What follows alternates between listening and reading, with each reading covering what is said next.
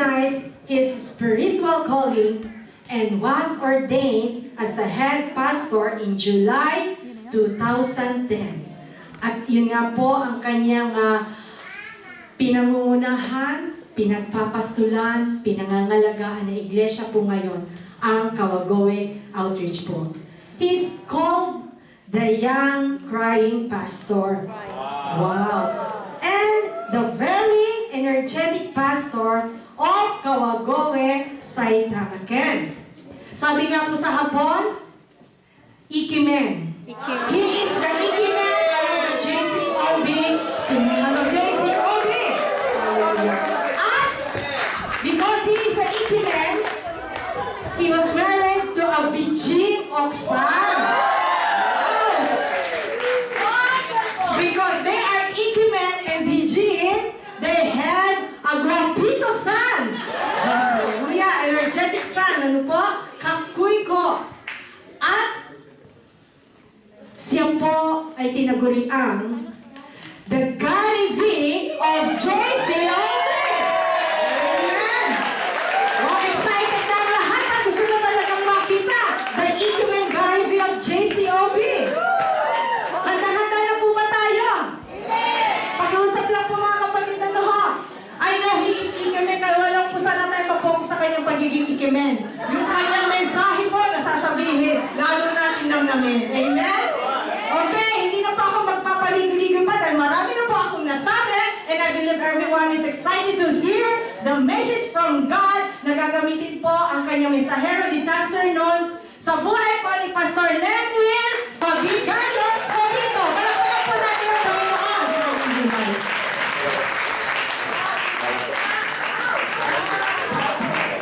Thank you rin ba?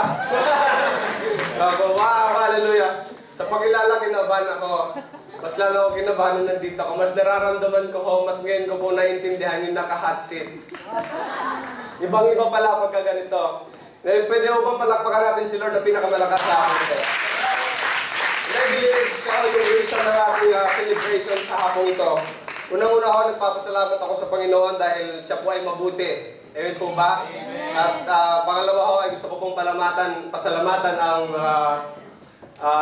Sumida Outreach sa pagpili sa akin bilang isang tagapagsalita sa hapong ito. At pangatlo, gusto ko pong pasalamatan ng ating pong mga minamahal at aking pong mga ina at ama sa pananampalataya, lahat po sila. Marami po sila, kaya hindi po natin sila may mention ng kanila pong mga pangalan.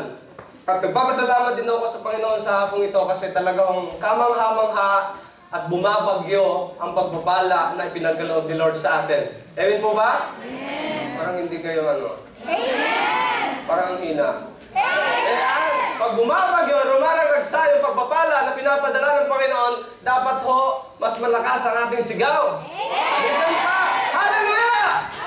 Hallelujah! Amen, amen. So, iniinom ko po ang bawat isa na tumayo. Amen. Hallelujah. Thank you, Jesus. Bless your name.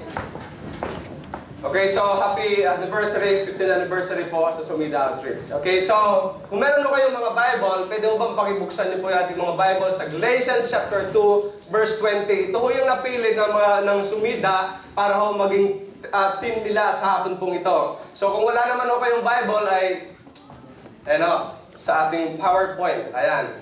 Okay, ready na ho ba kayo? Amen. Pwede ho bang sabay-sabay ho nating basahin ito? Amen. Okay? Ready, go. Galatians 2:20. I have been crucified with Christ, and I no longer live, but Christ lives in me. The life I live in the body, I live by faith in the Son of God, who loved me and gave Himself for me. Ngayon naman sa Tagalog po. Ayan. Okay, para mas maunawaan ko natin. Amen? Ready, go. Napako ako sa krus na kasama ni Kristo, gayon man ako ay nabubuhay. Ngunit hindi na ako nabubuhay, kundi si Kristo ang nabubuhay sa akin. Ang buhay na ikinabubuhay ko ngayon sa laman ay ikinabubuhay ko sa pananampalataya ng anak ng Diyos na siyang umitig sa iyo at sa akin at nagbigay ng kanyang sarili para sa akin. Nihon no kata hirashimas ka? Ayan. Japanese, ko lang yung translator. Di ba pwede bang basahin natin sa Japanese? Ayan. Ready, go!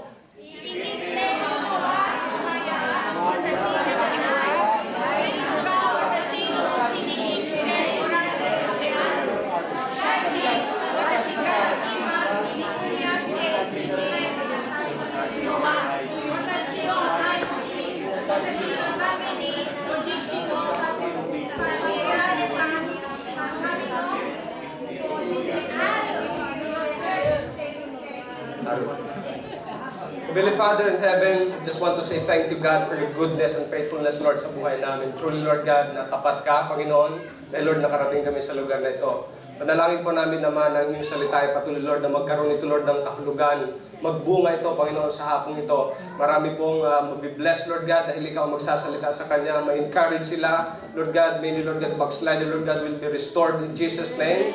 Lord God, mga may sakit, Lord God, nagagaling dahil ang kasalitaan niyo, Panginoon, ay isang kagalingan, Panginoon, para sa bawat isa sa amin. At marami, Panginoon, sa hapong ito ang nanghihina spiritual, Lord God, magkakaroon, Lord God, ng kalakasan. At marami, Panginoon, sa amin sa hapong ito, Lord God, na hindi kilala ka, ngunit sila ay maliligtas, Panginoon, sa pamamagitan, Lord God, na inyong salita. Hayaan niyo po, Ama, na balutin niyo ang lugar na ito, Lord God, ng inyong pong banal na Espiritu, na sino mang, Lord God, na magtiwala, Panginoon, niyong salita, ay patuloy, Lord, na magkakaroon, Panginoon, Lord God, ng unconditional, Lord, commitment sa inyo. At sa hapong ito, Panginoon, panalangin ko po, na buksan niyo, Lord God, ang aming kaisipan, na Lord God, maunawaan namin, Panginoon, ang kahulugan, Lord, ng inyong pong salita. Buksan niyo rin po, Ama, ang aming mga mata, Panginoon, na ikaw ang makita, Panginoon. Huwag niyo pong hayaan, Panginoon, Lord God, na magkaroon ng kayabangan sa sarili ko, kundi, Lord God, yung glory niyo, Lord God, ang mag-shine, Lord God, sa bawat isa sa amin. At sa hapong ito, Panginoon, panalangin din po namin naman na mabuksan niyo, Panginoon, ang aming mga puso, na magtiwala kami, Panginoon, sa inyong mga salita, na magtiwala kami at manampalataya, Panginoon, sa katotohanan ng inyong mga salita. Maraming pong salamat, Lord, sa hapong ito. Gusto po namin itong ibalik na may pasasalamat at pagpupuri sa pangalan ni Jesus. Amen. Amen. Okay, hallelujah. So, pwede naman tayo mukos sa oras na ito.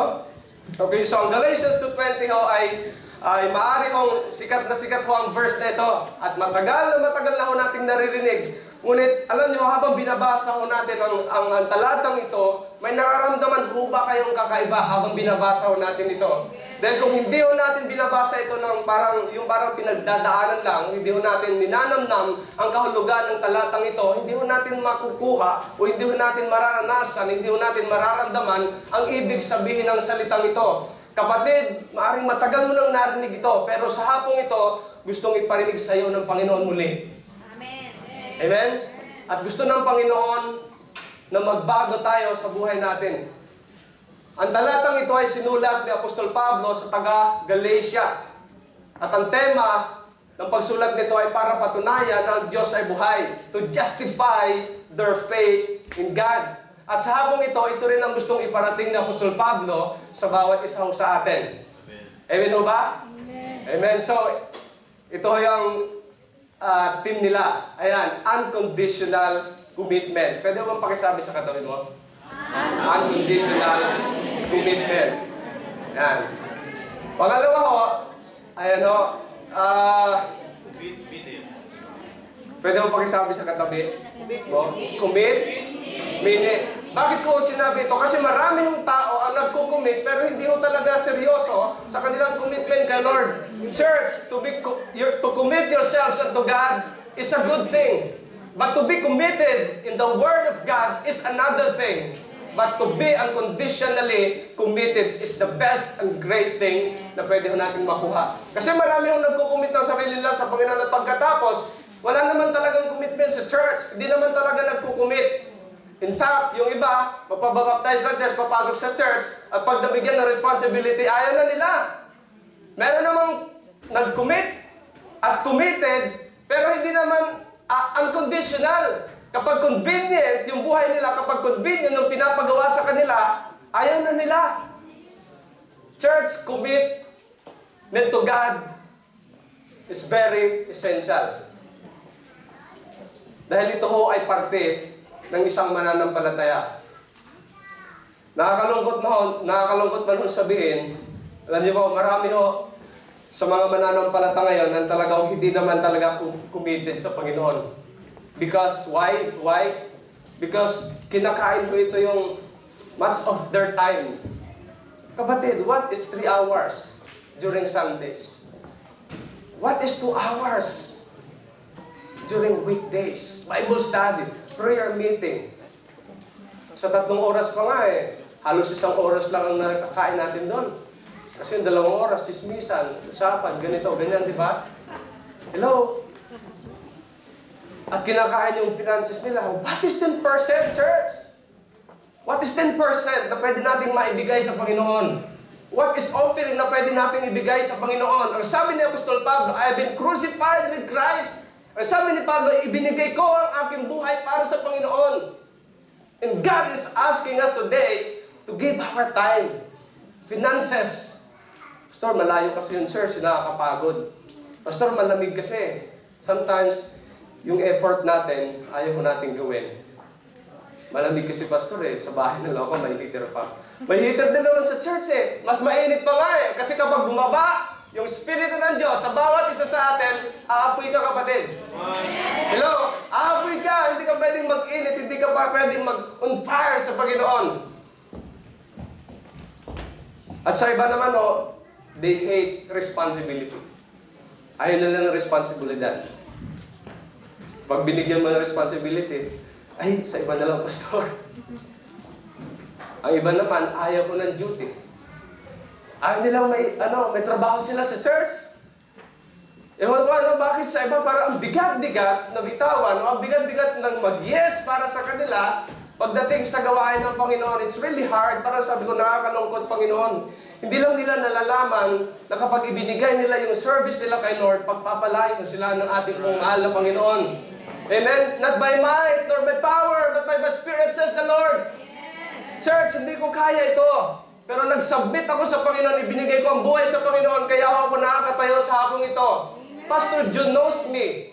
Alam na alam ni Pastor Jun kung sino ako when I start the ministry. Ako yung mahihain, ayaw ko ng duty, ayaw ko ng responsibility. Because, I hate yung parang may ginagawa ako sa church. But then, when I completely gave myself to God, church, I am here in front of you, testifying the goodness and the faithfulness of God. Because I crucified myself to God. Hallelujah! Amen? And God is telling us today, na ibigay dito natin yung buhay natin sa Kanya. Nandiyan pa ba kayo? Amen. Ang totoo nito, marami ho sa ating mananampalataya, hindi naman talaga committed talaga sa gawain ng Panginoon. Mag-commit man sila, yung convenient lang sa kanila. Kapag okay yung, alam nyo, di ba maraming ganon? Kapag okay, kaya ko itong responsibility, gagawin ko. My question is, kapag hindi mo kaya, kapatid, kaya mo bang gampanan? Kaya mo bang gampanan yung commitment na yun? Pag-isipan natin na mabuti ito. What if si Lord hindi namatay sa krus ng Calvary? Saan kaya natin i-spend yung eternity natin? And today, God is asking us to give, to be crucified, to commit yourself to God. Are you willing to commit? Kay Pastor Herbert. Are we living? Okay? Are you willing to commit yourself to God? Are you willing to be unconditionally, mas guwapo ako tinan, no? Committed to God. Ay, napaubo. Ayan, committed to God. Okay, seryoso tayo. Okay, are you willing na ibigay natin yung buhay natin sa Panginoon? Kaya nga ito ang meaning ng ang meaning ng commitment. Commitment to Jesus is more than a definition. It requires my life, my soul, my very being inside of me. Yung time mo, yung effort mo, mga simple lang yan. Ang gusto ng Panginoon sa iyo yung buhay mo, kapatid. Amen. Gusto ng Panginoon sa iyo yung buong kaluluwa mo. At gusto ng Panginoon ng buong ikaw. Because God hates partial commitment. That's right. Ikaw, pag may nagbigay sa iyo, gusto ba kalahati? No, ayaw mo. And that is unfair.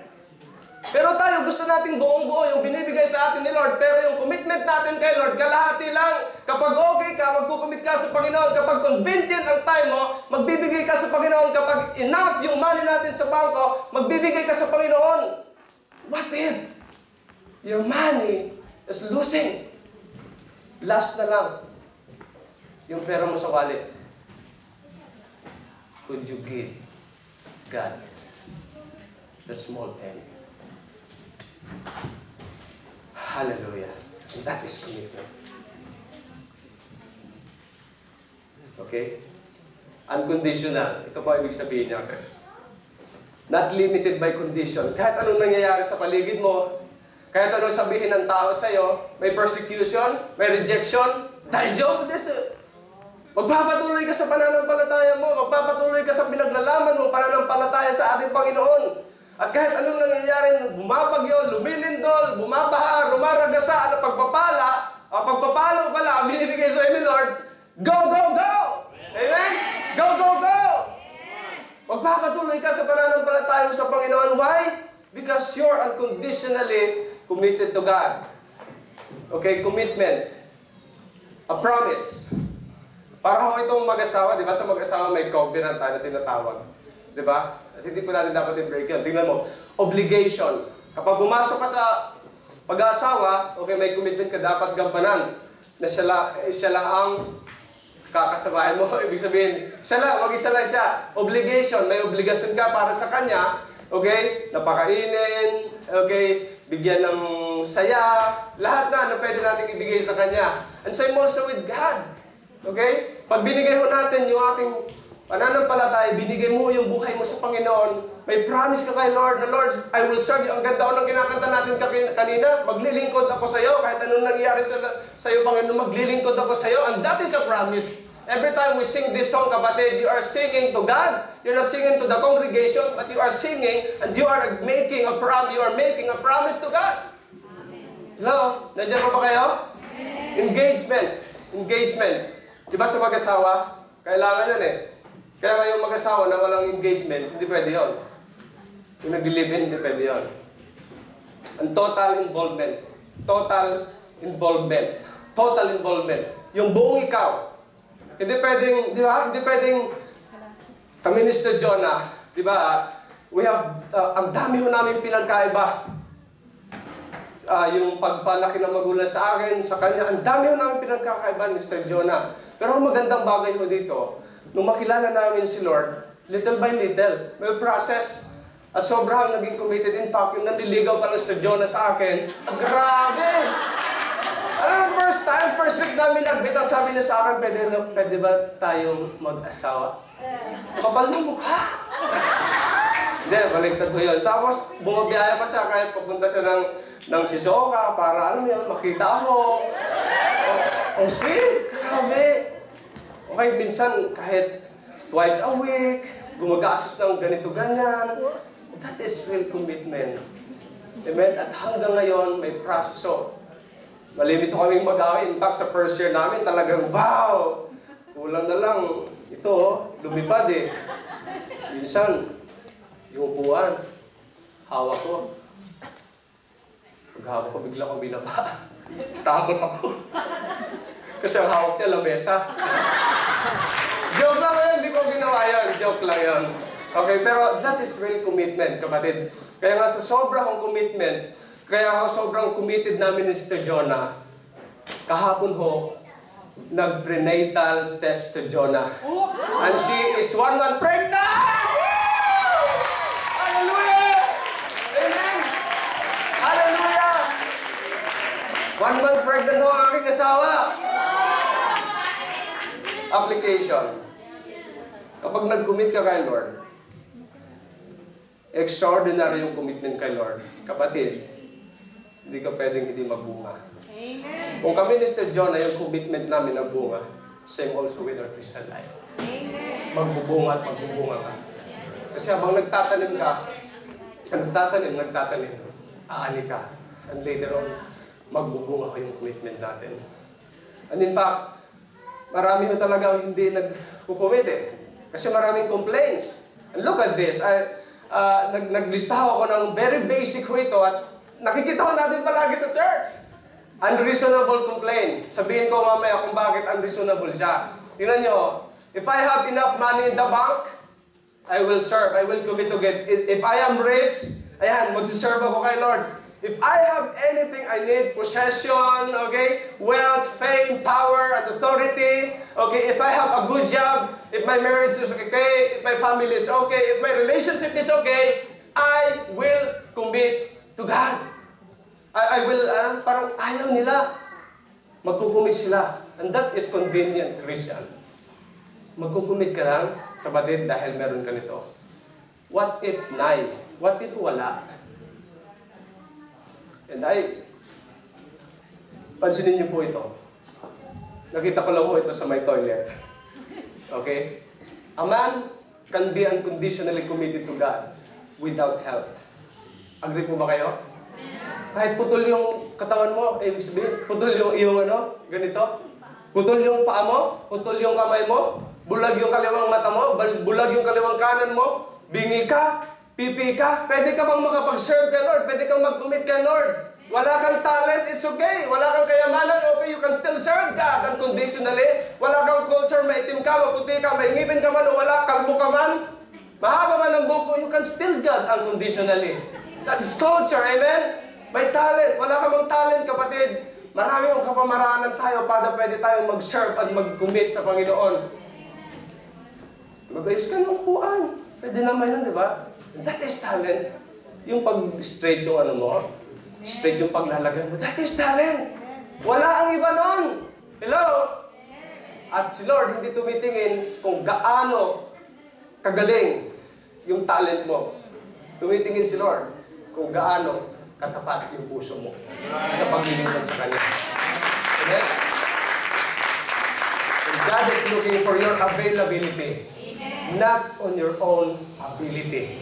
Amen? Yung talent mo, mag-pay dyan. Pero pag always available tayo kay Lord, kahit wala kang talent, church, pwede kang gamitin ni Lord. Pwede kang gamitin ni Lord. Okay? Beauty. Hindi ka man kasing gwapo ko, okay lang. Hindi ka man kasing ganda ni Sister Jonathan Jones. Pwede kang gamitin ni Lord. Amen po ba? Amen. Kasi hindi tumitingin si Lord sa mukha mo. Si Lord tumitingin sa puso mo kung gaano yan kaganda, kung gaano yan kagwapo, yung service natin, yung commitment natin kay Lord. You can still serve God unconditionally. Wala kang kaibigan? It's okay. I am a friend of God. Wow! Wala kang kaibigan? Si Lord ang kaibigan mo. Wow! Hallelujah! Talo pa niyan yung mga talo pa niyan yung mga kaibigan. Yung kaibigan kasi iwanan ka niyan, tatalikuran ka niyan.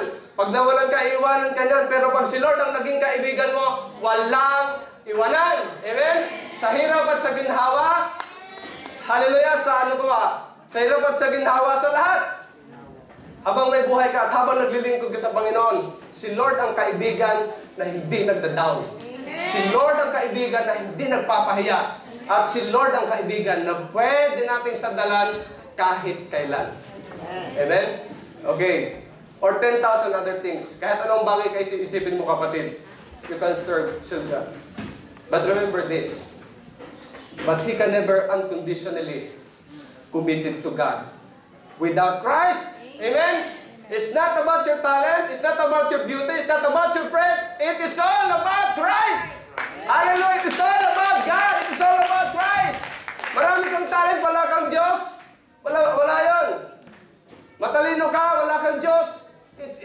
It means, filthy rags siya nga, yung talino natin, yung wisdom natin kay Lord. Marami kang pera ka sa bangko, wala kang Diyos. Miserable pa rin po yung buhay natin.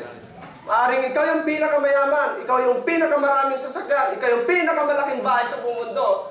Pero pag wala yung pinakamalaking Diyos nasa iyo, miserable ang buhay mo, kapatid. Now, magsaserve pa ba kayo kay Lord unconditionally? I hope so. Wow! Ano po yung tatlong bagay? Okay, Pastor Len, naunawaan na namin. Sige, magkukumit na kami. Pero ang tanong, kanino? Okay? Of course, number one, kay God. We need to dapat maging committed ho tayo kay Lord. Kasi ang sabi ho ng Matthew chapter 22 verse 37 is this. Jesus replied, "Love the Lord your God with all your heart, with all your soul, and with all your mind, and with all your strength." Pansinin natin yung talata. All. Walang kalahati, walang 1/4, walang 1/3. Hello? Ganon magmahal si Lord. Ganon si Lord magmahal sa iyo, kapatid. Buong buo, binibigay niya ho yung buhay. Kaya kasi Apostol Pablo, ang sabi niya, ako ay nabubuhay ngayon hindi sa akin, kundi ang nabubuhay. Ako para sa Diyos, sa aking pananampalataya sa Kanya. Dahil siya ang nagbigay ng buhay para sa akin, at siya ho ang nagmahal sa akin. That's why we need to be committed to God. Kapatid, kamusta ho yung commitment natin kay Lord? Kailan ba yung last time na nagsabi ka sa Panginoon, "Yes, Lord, I will serve you unconditionally"? When was the last time na sinabi mo sa Panginoon, kahit anong mangyari, Lord, maglilingkod ako sa iyo? When was the last time na sinabi mo sa Panginoon, mahal na mahal na mahal kita, Panginoon, at maglilingkod at maglilingkod at maglilingkod sa iyo? Second, is committed to the church. Wow, ito ho yung minsan, no? Dito ho tayo nagkakatalo eh. Kasi ang alam nila, pag may Diyos na sila sa buhay nila, kahit hindi na sila mag-commit sa church, okay lang. Kapatid, hindi ka pwedeng mag-commit, okay? Pag tinanggap mo si Lord, may responsibility tayo. Kaya commitment, di ba? May obligation tayo, may covenant tayo na dapat gampanan. The moment that you receive God, you repent and confess your sins to God, may responsibility tayo sa church, di ba? Hindi pwedeng, halimbawa, hindi pwede tayo hindi maging committed sa church. In what way, Pastor? Sorry to tell you, but you need to be committed in giving. Offering tithes to God. Giving your pastors, love your pastor as uncommitted, unconditionally committed. Mahalin natin yung pastors natin, yung asawa ng pastor natin, yung mga anak nila. Hindi ho tinichismis natin sila, hindi ho pinag-usapan natin sila sa likod at ipag-ikwente natin sa kanila. To be committed to the church is loving your pastor, is loving the wife of your pastor, and the children of your pastor. And lastly, to be committed to the church, you need to love your brothers and sisters. Hindi ho pwedeng pinagchichismisan natin sila. Pagdating sa church, okay kayo. Pagtalikod, ipagsasabi mo, magsasabi ka ng ano sa kanila. To be committed and conditioned to the Lord, you need to love your brothers and sisters. You need to love your pastors. You need to love the family of your pastors. At nakakalungkot man sabihin minsan, mas lumalapit na tayo sa pastor, minsan hindi natin pinapansin yung mga asawa. Alam nyo, talagang sobrang parang minsan nabibreak yung heart ko. So minsan parang bang yung love natin, especially sa asawa, minsan sineset aside natin. Hindi nyo ba alam na mas marami silang ginagawa sa akin? Hindi ba natin alam na yung responsibility na kaatang sila bilang isang asawa ng pastor ay napakalaking responsibility. Napakalaking duty yan. So I encourage you na mahalin natin yung pastor at sa kanilang buong family. If you want to be unconditionally committed to the church, love them. And pangatlo, love natin yung fellowship. Kaya tingnan nyo yung Hebrews 10, 24 to 25. Ang sabi niya, let us consider how we may inspire one another and toward love and good deeds. Sabi na, sa verse 25, ito maganda ho. Not giving up meeting together, as some are in the habit of doing. Okay? But encouraging one another, and all the more as you see the day approaching. Ang Bible ay nagpapaalala sa atin na huwag nating kalimutan yung mga Bible study, yung mga prayer meeting natin, huwag nating kalimutan yan. Yung Sunday service natin, huwag nating kalilimutan yan. Kasi kung gusto mong lumago, lumalim ka sa pananampalataya mo, Romans 10:17, okay, faith is come from hearing and hearing and hearing and hearing from the Word of God. Umaasa ka, nalalago ka, pero hindi ka naman nagbabasa ng Bible. Umaasa ka na mas okay yung Christian life natin, pero hindi mo naman binabasa kung saan ang gagaling yung blessing. Umaasa minsan tayo na bakit hindi ako pinagpapala ng Panginoon, pero hindi mo binabasa yung pinanggagalingan ng pagpapala. Minsan umaasa tayo na mas magaling tayo sa kanila, pero hindi mo naman binibigay talaga ng lubusan yung puso, yung buhay natin sa Panginoon. And God is requiring us to be unconditionally committed by giving ourselves to God. And giving yourself to the church. Walang option to, kapatid. Kapag tinanggap mo si Lord, naging Kristiyano ka, ang pag-commit ng buhay natin sa Panginoon na hindi ito optional. But it is our duty. Hindi siya option. Responsibility natin yun. Na mahalin ang Panginoon. Pangalawa, mahalin yung church na kinabibilangan natin. At pangatlo, committed to family. Wow. Okay? Actually, maganda ho ang family kapag talagang minahal natin sila. Mas makakasuporta ho sila, okay, sa ministry. Family is the very important institution na inilagay ho sa atin ng Panginoon. Ang pamilya ho, ang church ay hindi ho kapalit ng family. Makita ho natin, di ba, mas nauna ang family kaysa sa church, sa Garden of Eden, di ba, mas nauna sila kaysa sa church. So we really need to give importance sa family. And sometimes, we talk, palagi ho, nag-usap kami ni Mr. John, sabi niya sa akin palagi, this is my parabang weakness ko noon. Mas minamahal ko yung ministry, mas marami akong time. And hindi ko alam, Mr. Jonah, parang ano na siya, nasasaktan pala siya. And every time na mag-uusap kami, sabi nga ng honey, she's crying. Sabi niya, hindi ayaw ko yung ministry. Pero hindi ba dapat ministry mo rin kami? Mas kami ang unahin mo.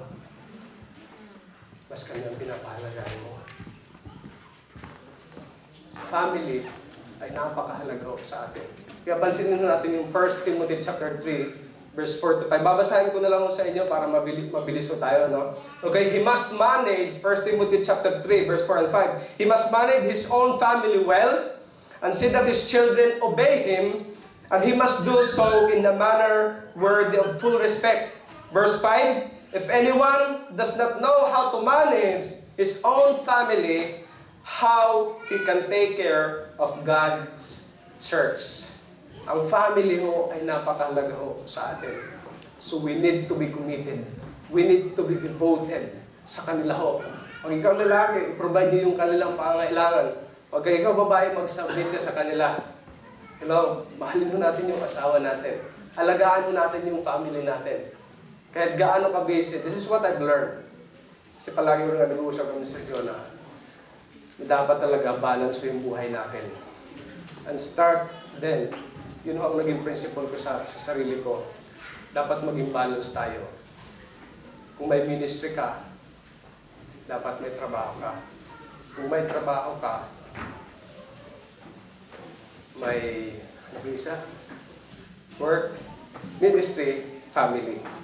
Yung tatlong ito, napakahalaga ko ito. Kaya nga lang, mahalaga, sila ho mahalaga lahat. Kaya nga lang, dapat i-balance natin. May time ka sa family mo, may time ka sa ministry mo, meron ka rin time sa family mo. Ang hirap mong mag-serve kay Lord. Okay? Na okay yung ministry mo, pero wasak yung family mo. Hello? Ang hirap mong mag-work. Okay? Ang hirap mong mag-serve kay Lord na mas mahaba yung trabaho natin kaysa sa ministry natin. We really need to be balanced. May trabaho ka, may family ka, may work ka, at dapat lahat yun balance. Pero dapat sila lahat. Amen po ba? So, we need to be committed to God. And second, we need to be committed to the church. And we need to be committed to the family. Okay. So, ngayon, naging committed na ho tayo sa family natin. At naging committed na ho tayo sa church natin. Okay? So, dapat ho, talaga yung heart natin ay nakatuon sa pagiging unconditionally committed sa Lord. Kahit anong mangyari, okay, serve ka kay Lord. Kahit anong mangyari, mahalin mo yung church. May naririnig ka about sa pastor mo. Pag hindi totoo, ayaw mo nang pakinggan. Pero pag totoo, kausapin mo, lapitan mo.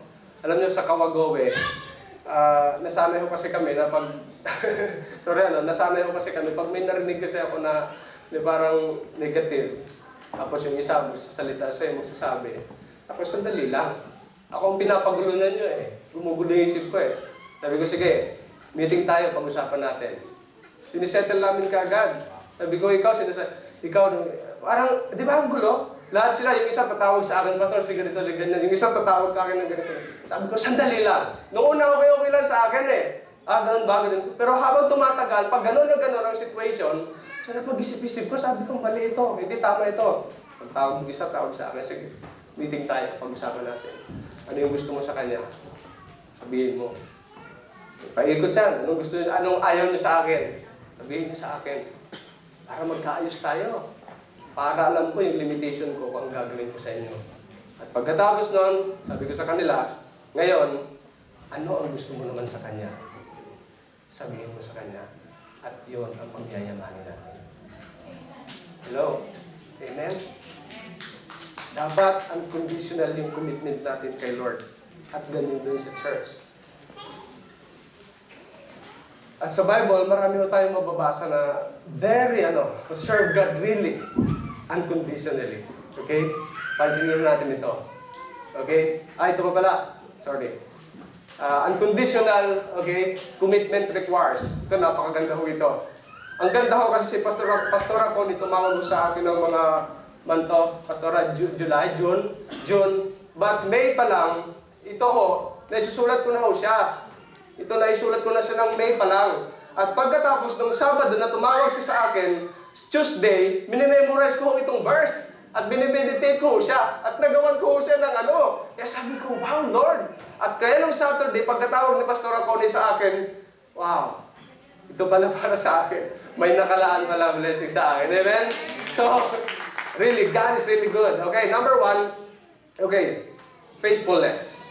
Faithfulness. Pansinin natin yung Galatians chapter 2 verse 20. Okay, ang sabi niya doon, I have been crucified with Christ. Okay, I have been crucified with Christ. Okay, to 20, I have been crucified with Christ. Okay, I no longer live. Ang sabi niya, faithfulness. Si Apostol Pablo, alam na alam niya kung sino yung pinaglilingkuran niya. Alam na alam niya kung sino yung pinagbibigyan na ng kanya pong buhay. And he is faithful for that. In Matthew chapter 6 verse 24, ito ho ang sinabi sa Matthew chapter 6 verse 24, no one can serve two masters. Either you will hate the one and love the other, and you will be devoted to one and despise the other. You cannot serve both God and money. Hindi ho pwede tayong mamangka sa dalawang dagat. Either piliin natin ang Panginoon o piliin mo yung kasamaan. Piliin mo yung death or your life. Pero ang sabi ng Panginoon, choose life. Yun ang sinabi ng Panginoon. So, ito yung requirement. Okay, faithfulness, dapat maging tapat po tayo. Faithful tayo sa church, faithful tayo kay God, at maging faithful tayo sa ating pong... Ang hirap naman nun, ano? May asawa ka na, tapos may kinakasama ka pa sa kaliwa. Di ba? May inuwiin ka pang iba. Ang hirap naman nun, nag-church ka ng umaga, okay, nag-church ka ng Sunday sa Sumida, pagka next Sunday sa Pusigaya ka, ang hirap nun. We really need to be faithful kung saan tayo nandun. May nakikita ka man sa church, it's okay. Walk by faith and not by sight. Maging faithful ho tayo sa isa. Kaya nga Sir John, faithful sa akin. Diba? Kasi unconditional yung commitment ko sa kanya. Diba? Ayan, faithfulness. We need to be faithful. Okay, number 2, okay, abounding in love. Okay, not just love. Abounding in love. Abounding in love. Ang sabi ho, okay, sa Galatians 2:20, pansinin din natin abounding in love. Ang sabi niya, I have been crucified with Christ. Ako ay nakapako, nakasama ang Panginoon. What a great love! Ang sabi ni Apostol Pablo na kahit anong mangyari sa buhay ko, may persecution man, may rejection man sa akin, ano man ang nangyari sa akin, pinapako ko pa rin yung sarili ko sa Panginoon. Not physically, at ang sabi niya, ibinibigay ko ng buong buo yung buhay ko sa Panginoon.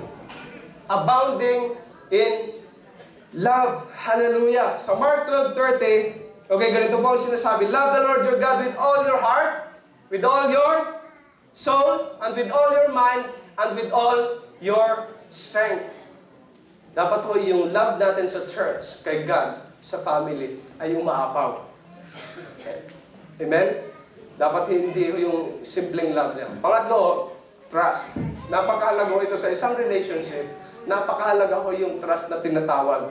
Kasi kapag wala kang trust, bakit mo pa siya pinakasalan? Diba? Kung wala ka man lang tiwala sa Kanya. Kaya napakahalaga ho. Dapat may trust tayo kay Lord. Ang sabi ng Panginoon sa Proverbs 30 verses 5 and 6, trust in the Lord with all na naman. Napapansin nyo na all na lahat ng sinasabi ng Panginoon, acknowledge Him and He shall direct thy path. Sa isang commitment, sa isang relationship, napakahalaga ho yung trust, mga kapatid.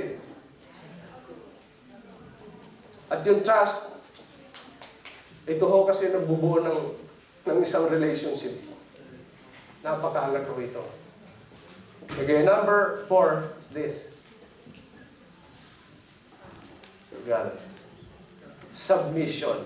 Ayan. Pagkita natin sa Apostol Pablo, very submissive siya kay Lord. Amen po ba?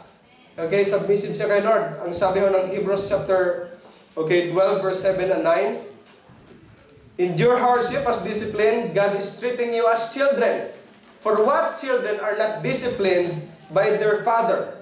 If you are not disciplined and everyone undergoes discipline, then you are not legitimate, not true sons and daughters at all. Verse 9, moreover, we have all had human fathers who disciplined us, and we respected them from it.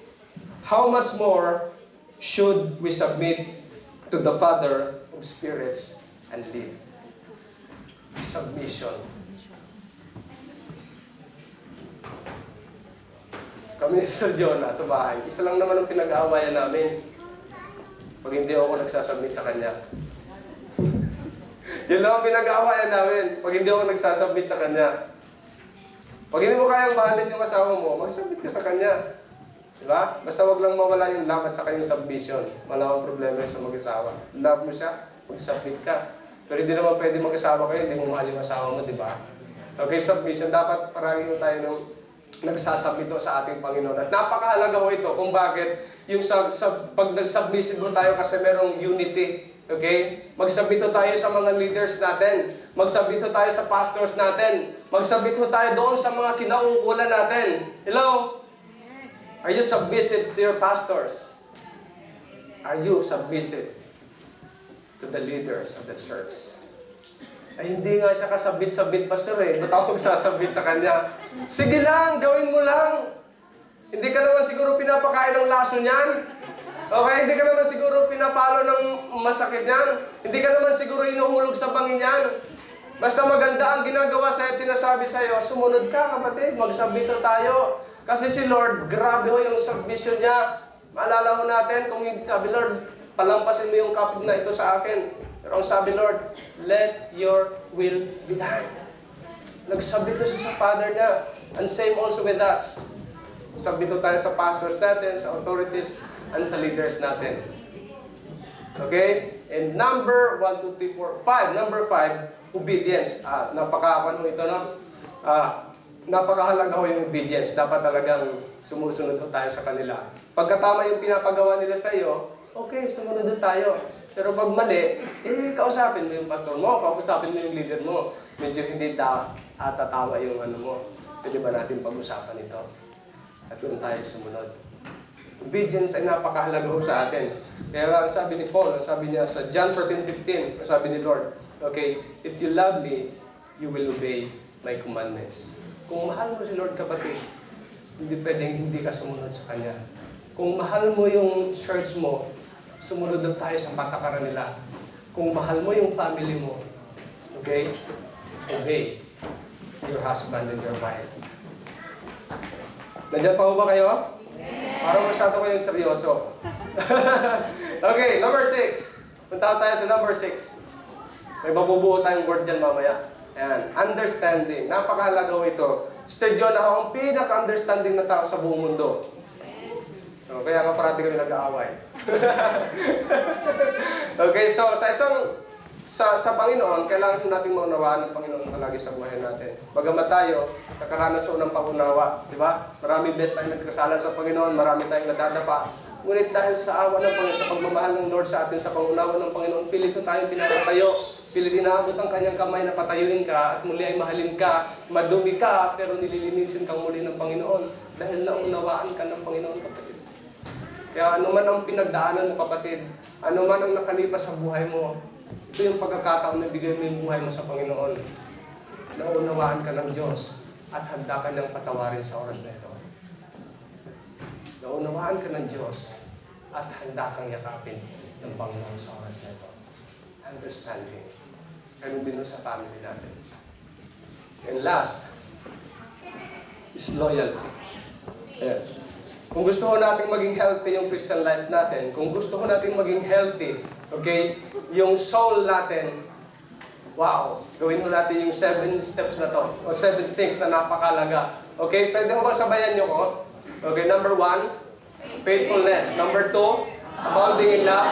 Number 3, trust. Number 4, submission. Number 5, obedience. Number 6, understanding. Number 7, loyalty. Dapat loyal tayo sa fat soul. Ibig sabihin, healthy kasi. Wala kasing word na healthy, kaya fat ang nilagay ko. Okay, fat soul. Gusto mo nating maging mature yung kaluluwa natin sa Panginoon. Gawin na natin ito. May 3 magkaibigan. Joke lang ko ito ha. Okay, Kristiyano, Muslim at saka Buddhist. Sabi niya, i-test natin yung Lord natin kung sino ang totoo. Ito ang gagawin natin, sabi ng isa. Tatanong tayo sa napakataas na building na to. Alam niyo ba yung kwento? Ba't tumatawa na kayo? Okay. Ito yung version ko ha. Hindi ko alam sa version nyo. Okay, so ito ang kwento. Sabi nung, mas nauna ko yung Buddhist ang nauna. Okay, ako mauna. Di tumalon siya. Ano ba yung Lord? Ang tawag sa Lord ng Buddhist, Pastor? Buddha. Talon niyang ganyan. Buddha, Buddha, Buddha, Buddha, Buddha, Buddha, Buddha, Buddha. Bang! Patay. Hindi siya sinave. Hindi siya na-save ng God niya. Okay, wow. Itong dalawa, kinakabahan. Yung Kristiyano at saka yung Muslim, kinakabahan. Ang sunod, sige, sinusunod sa atin kasi, ikaw na. Sabi ng Muslim, hindi, ikaw na. O hindi, ikaw na. Ikaw nang mauna. Ayan, sige. To make the story short, nauna yung Muslim ngayon. Okay, mas nauna yung Muslim ngayon. Okay, pagkapak na. Ito na.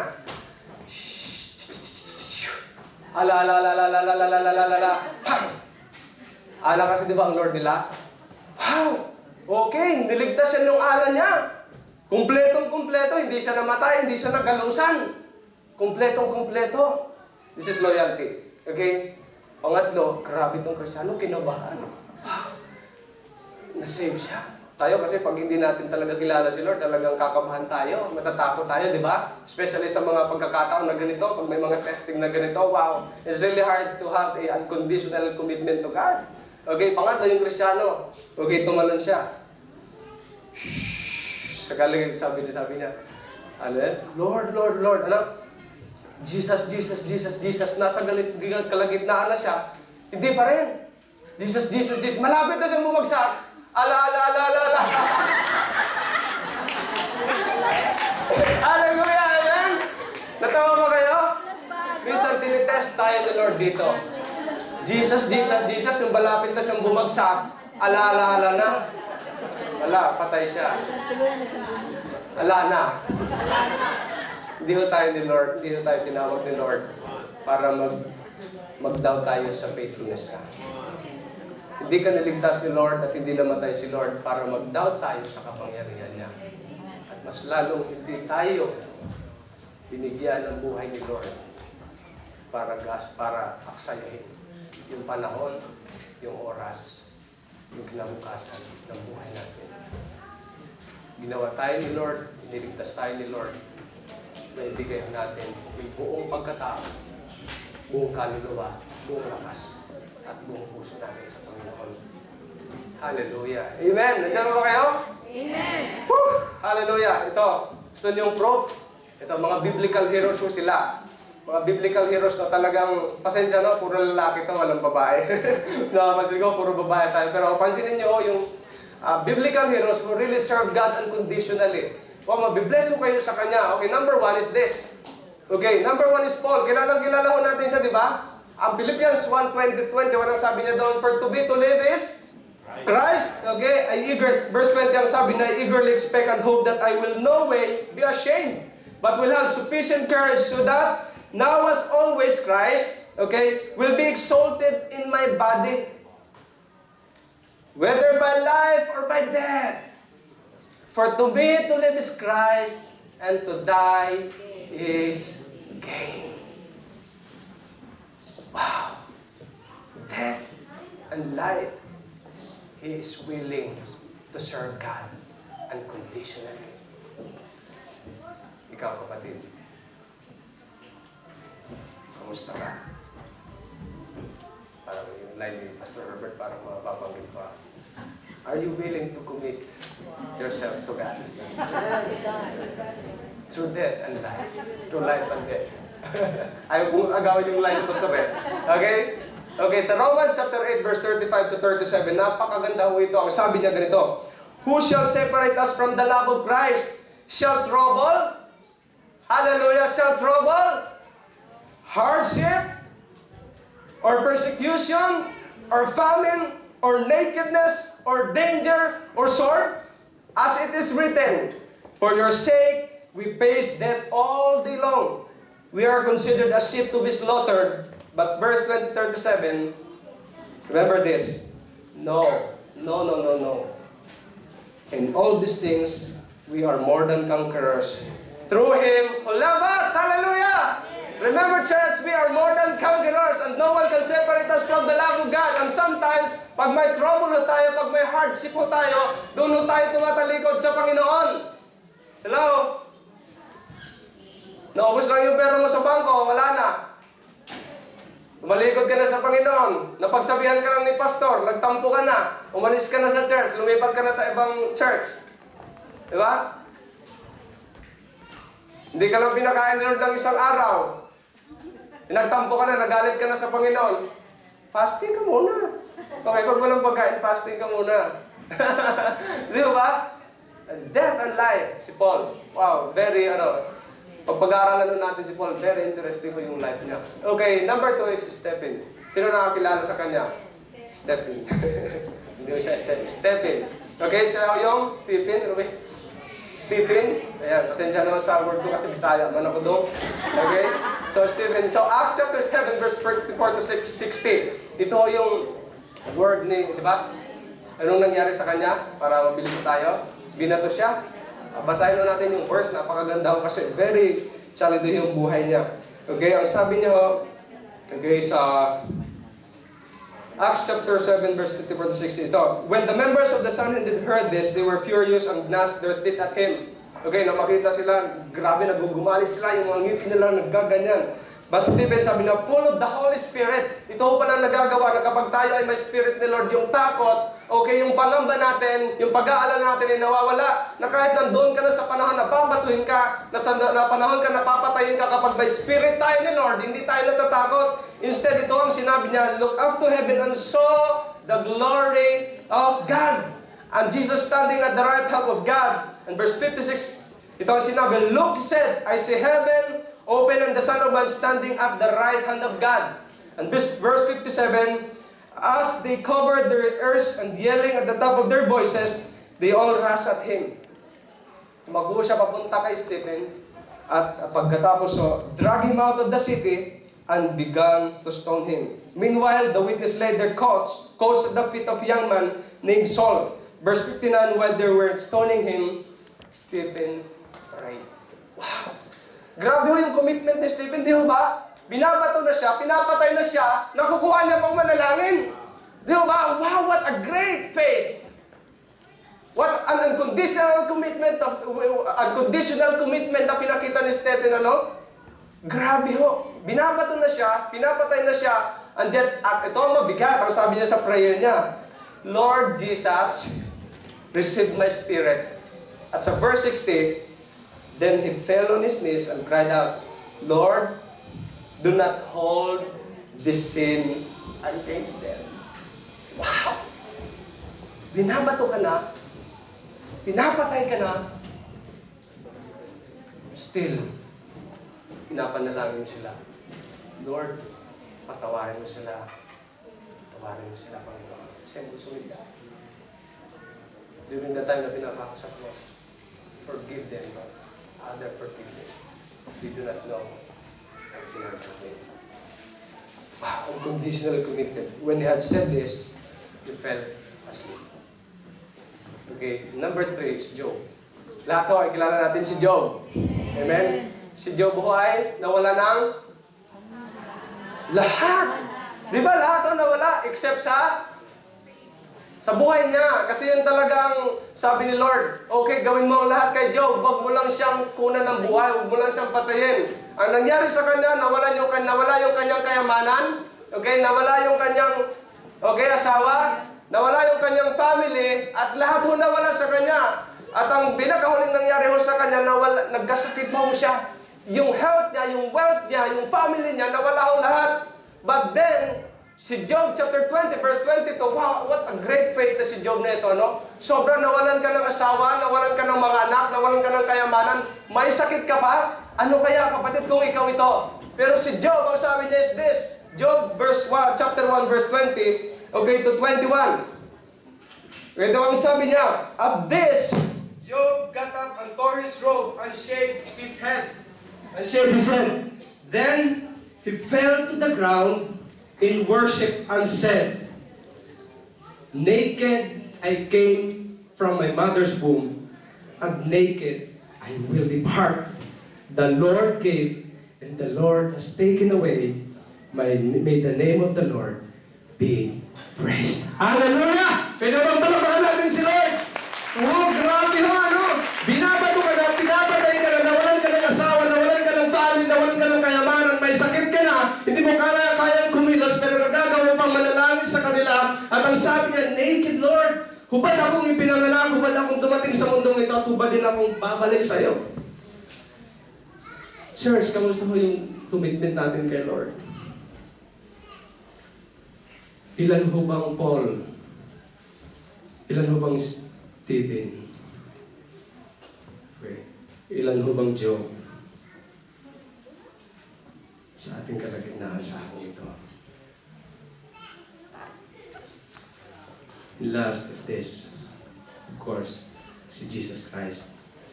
John 2:16, for God so loved the world that He gave His only begotten Son, that whosoever believeth on Him should not perish, but have everlasting life. Hallelujah! For God so loved the world na ikaw na makasalanan, na ikaw parang walang direksyon ng buhay mo, ikaw ay minahal ng Panginoon, ikaw ay nilinis ng Panginoon, ikaw ay pinatawad ng Panginoon, at ngayon ka nakaupo ka dyan, nagpananampalataya ka, at nagsasabi ka na maglilingkod ka sa Panginoon, at sinasabing mahal na mahal mo ang Panginoon. Dapat lang, kapatid. Kasi buhay ang ibinigay na sa iyo. Si Lord hindi magre-require ng hindi kaya natin. Si Lord nag-aasa iyo ng kaya mong gawin sa Kanya. Kung si Apostol Pablo, ibinigay niya ang buhay, surrender kay Lord. Kung si Apostol, kung si Stephen, ibinigay niya ang buhay sa Panginoon. Kung si Job, nag-surrender ng life sa Panginoon. Kaya mo rin, kapatid. Dahil ang Diyos na sinasamba nila ay ang Diyos na buhay na sinasamba rin natin ngayon. Amen? And gusto direct, Jesus Christ, the same is their day, today, and forever. Hindi nagbabago si Lord, ikaw lang ang nagbabago. Hallelujah! Panahon lumilipas, mga ko'y kumukupas, ngunit ang pag-ibig ng Diyos ay hindi magwawakas. Hallelujah! Nasasabi ka ba sa presensya ng Panginoon? Kapatid, sa akin ito, maaaring hindi ka makontento kasi hindi naman talaga natin nakita sila eh. Hindi naman talaga natin nakasama sila. But to prove to you that God is good, that even yung mga tao sa panahon natin ngayon nakakaranas ng persecution, nakakaranas ng mga hardship sa buhay, still they could testify the goodness and the faithfulness of God.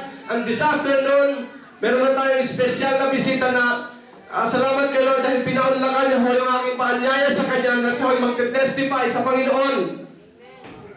I know her. I know this family. Since nasa Shizuoka ho ako.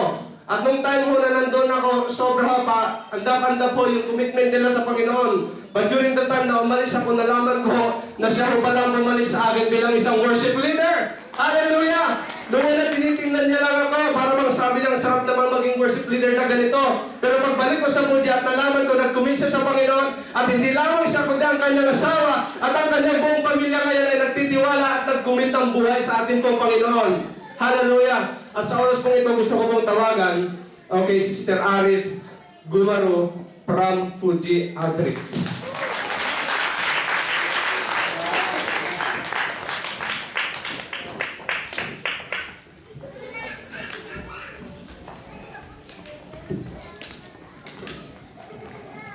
Magandang hapon po sa ating lahat. Ayan po,